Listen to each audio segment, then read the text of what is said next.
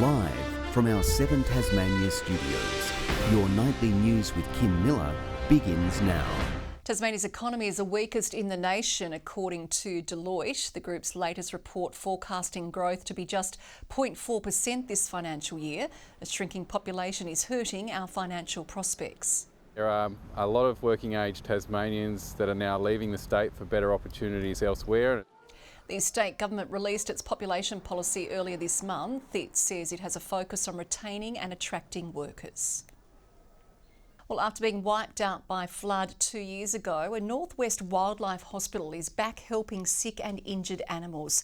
The new facility is a significant improvement on the old one, with everything they need to save little lives.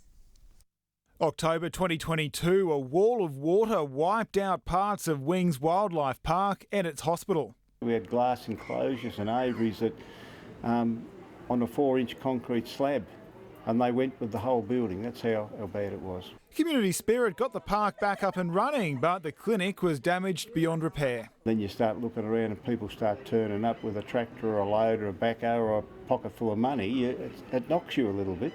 But now the Wildlife Hospital is back too, and better than ever, thanks to $420,000 from the state and federal governments.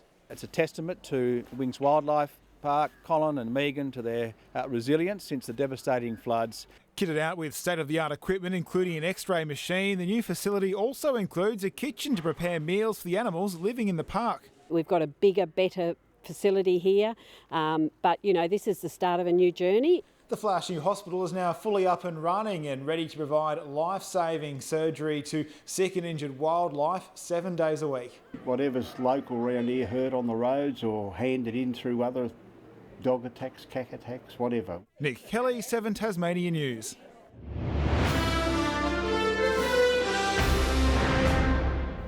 Hobart was the only capital city to record a decline in house prices in the June quarter, according to the latest real estate snapshot from Domain. While other cities saw rises for a 6th consecutive quarter, prices in the Tasmanian capital were down by more than 1%.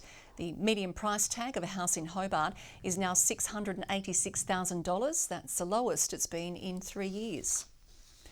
Ramping is continuing to plague the health sector, with the government saying it is taking the necessary measures to address it. A health union is calling bluff, while the Greens say more funding is required to help those in need. When it comes to our state's health sector, ramping seems to be the illness that just won't be cured. Now the Health and Community Union is calling for a collaborative effort to address the issue. We're asking for the Health Minister to come back to the table with all the other parties involved, nurses, doctors, all health staff and paramedics, and to sit down and to have a reset. Ramping is set for eradication by the end of the year, with 100% of patients offloaded into the hospital within an hour. But according to the union, our largest hospital is able to manage 75%. I see significant efforts being made by the hospital staff to try and accommodate us, but there's a lot of frustration. The Health Minister has previously attended 2 round tables and promised more to work towards the target, saying the government remains committed to continuing to work collaboratively to develop more solutions aimed at easing demand and improving patient flow through the health system. He is the one that has taken his hands off the wheel. While the Greens are calling for more health funding. We need to see significant investment in the health system to make a difference to ambulance ramping. Leaving those on the front line waiting for action. We want to see differences, we want to see people helped. Lily Thompson, 7 Tasmania News. A neglected former tourist attraction on our far northwest coast is set to get a new lease on life. The abandoned site at Dismal Swamp will be transformed into a tourism adventure hub thanks to a $12.5 million deal struck between the state and federal governments. Potential investors and developers will be targeted through an expressions of interest process in the coming weeks.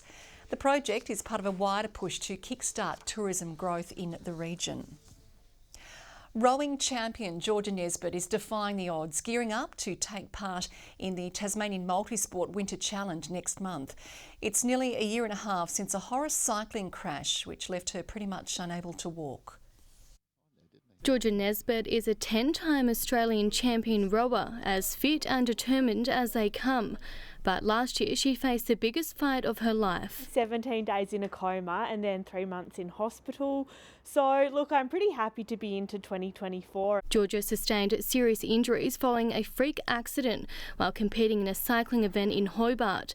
She went from being the fittest she's ever been to struggling to take a few steps. I've had to learn to walk again, so it's been quite the process. But 16 months on from the crash, she's ready and raring to go, gearing up for next month's Winter Challenge at Orford on our east coast. The main event of the weekend is the Multisport Challenge, which takes place on Sunday the 18th of August. An ocean paddle, mountain biking and a trail run on the agenda. I've always just loved like multi-sport events, and when I saw this was back on, I thought, yeah, sounds pretty good, fun. But she's not putting too much pressure on herself. I feel like I've done the elite sport and turning up on the start line, like wanting to win.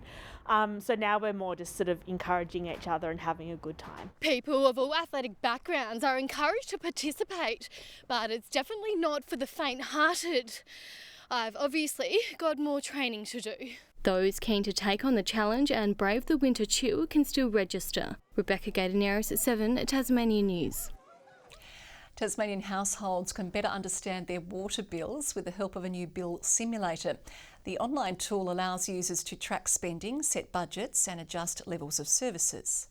Responding to the survey, we get a really clear idea of what customers need and value and what they're prepared to pay for increased levels of service. Taswater says customer input is crucial in shaping the future of service delivery.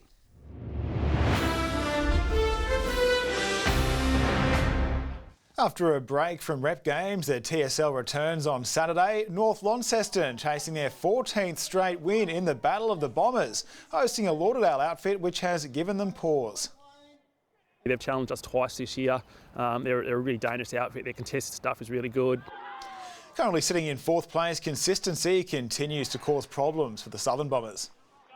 On game day, it's really up to the players, to be honest. Like, they know what they have to do.